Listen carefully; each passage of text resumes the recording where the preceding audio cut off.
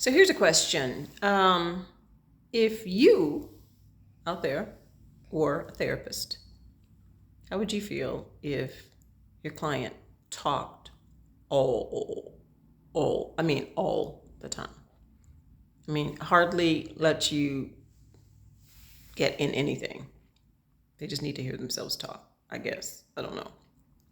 So I was just asking Joan, what would you do with a client who just talked all the time?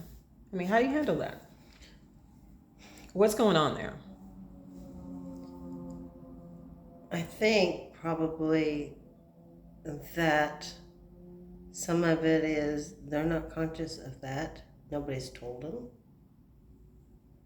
You know, um, they're just completely not aware. Nobody's really they've been so.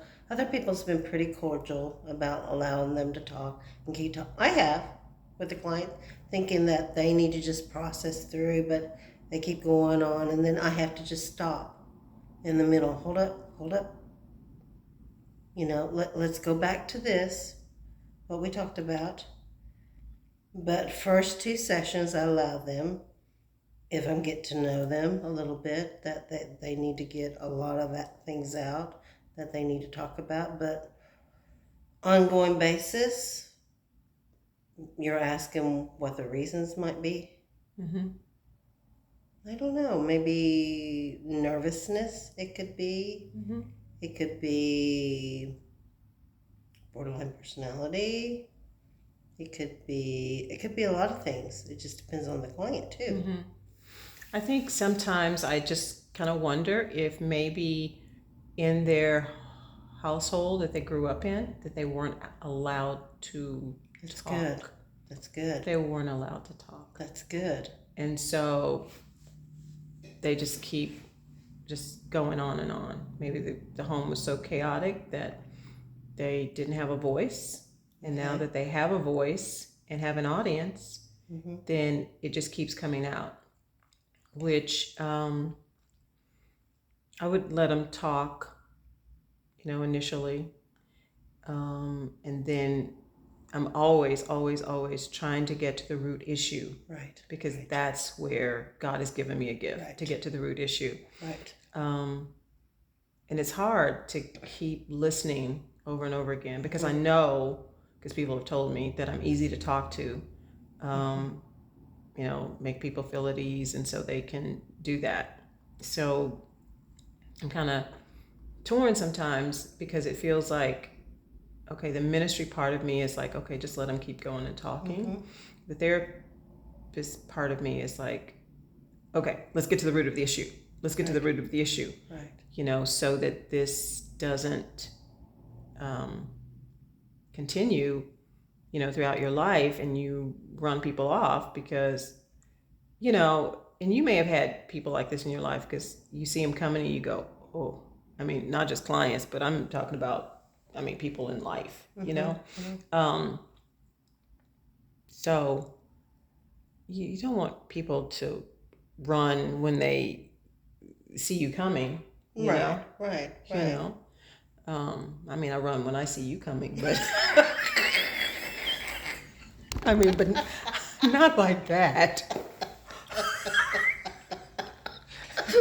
No, I'm really happy when I see Joan coming, except when I see her car in the parking lot and it's over the line. I'm not happy then, okay? I'm just saying.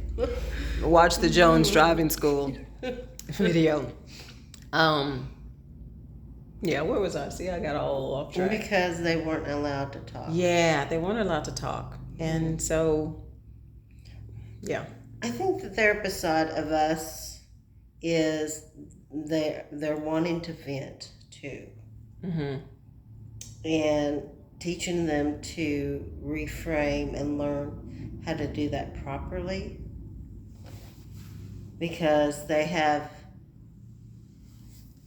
want to tell their story and they're frustrated because they haven't healed from it. Okay? Yeah. And they keep repeating, because I can think of somebody, and I'm trying to just adjust the camera so we're both in there.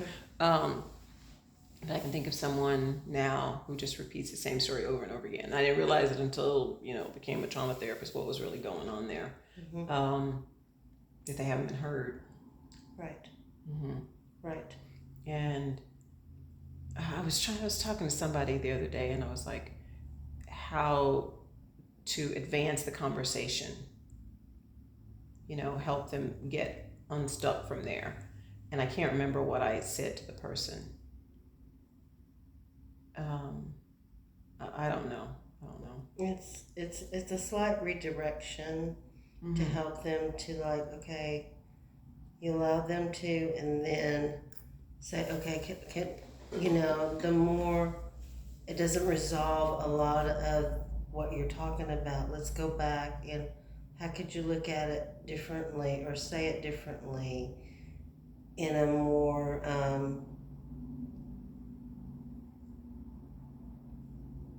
healing way to get to process it but heal.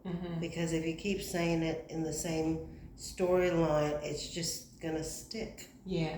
It's just gonna stick. It's just that same self-talk you have about yourself. You keep hearing the same story, and you don't change the dialogue but tweak it. It's okay to accept it. It's accepting that sucked. It hurt. Whatever you went through, it hurt so bad that I can't even stop talking about it. And I want to be heard.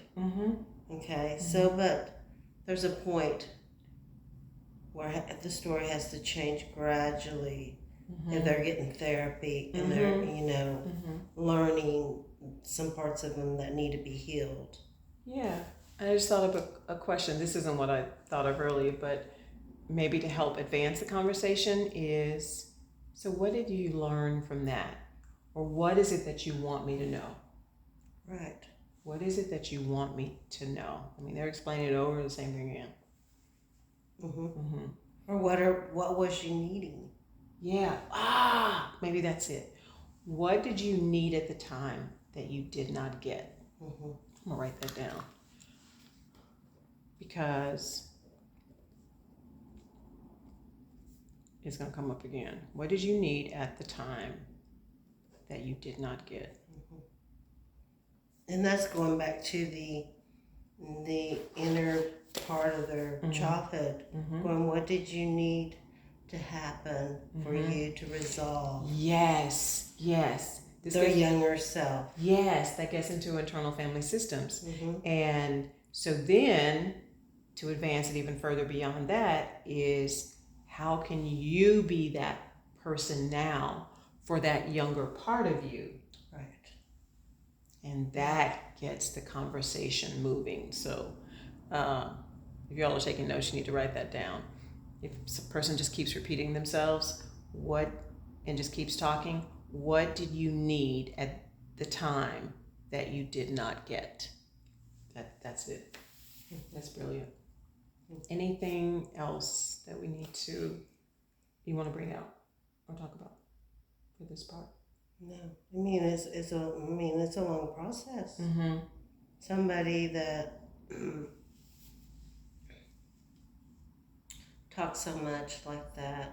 I mean, you have the reverse. The reverse is so obvious when they're not talking because they're scared to use their voice. But the other way. But you know what? That is your strength, despite of your weakness during this time. Yeah, that's your strength, your voice. Yeah, that's good. Okay. All right.